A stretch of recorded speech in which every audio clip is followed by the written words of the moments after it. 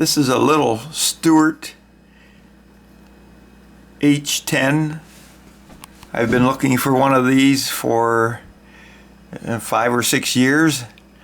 They always seem to bring way more money than I'm willing to pay. And this one came up on eBay, and it went pretty cheap, about as cheap as I've seen one that looked decent. So of course, an engine coming from eBay, you really never know. They can look good and the machine work can be horrible. So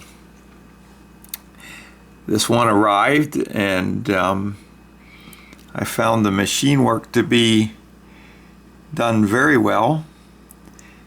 It looks like just a few little things.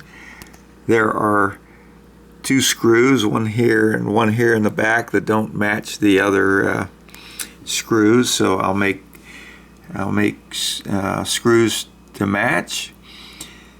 It needs a couple oilers.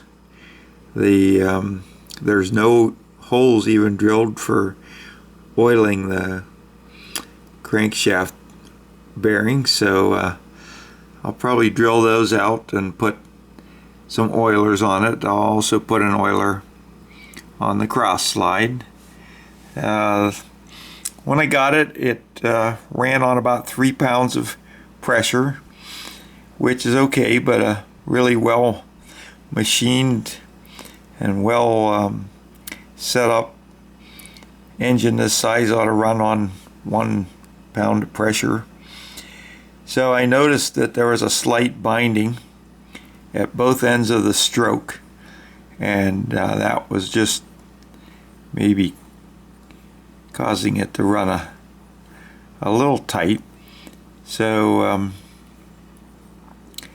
after a little experimenting, I found that actually the builder had not used any gaskets on the cylinder, and just that thickness of the gasket that should have been in there on both ends of the cylinder, with that missing, it was allowing the piston to hit at both the bottom and the top of the cylinder. So that was the tight spot. So I don't know why people build an engine and then never put the gaskets on.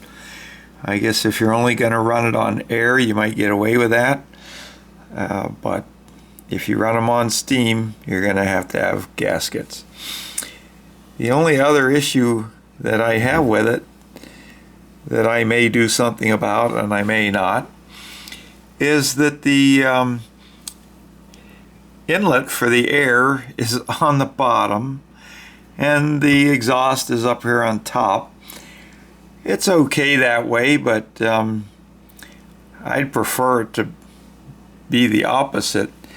So I might just flip this whole cylinder 180 degrees. If I flip that over and then flip the crankshaft 180 degrees, it would put the inlet and outlet the way that I want them. I've looked at images on Google, and I've seen this engine built both ways, so I'm not sure what's right, and I don't have the blueprints. So I'm not really sure.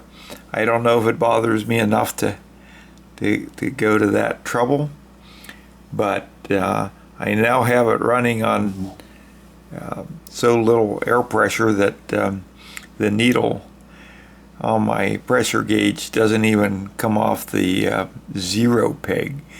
So we're going to hook it up to some air for now and run it.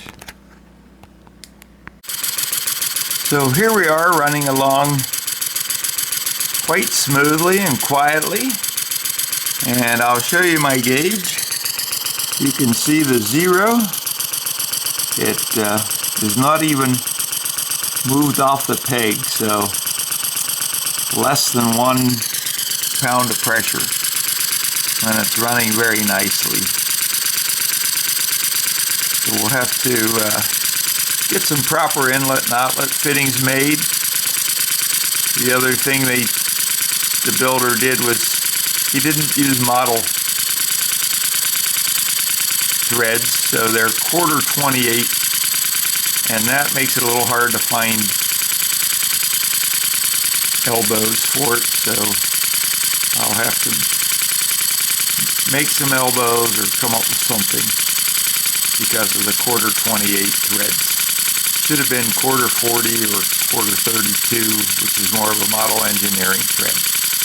But all in all, for the price I paid, I'm very pleased.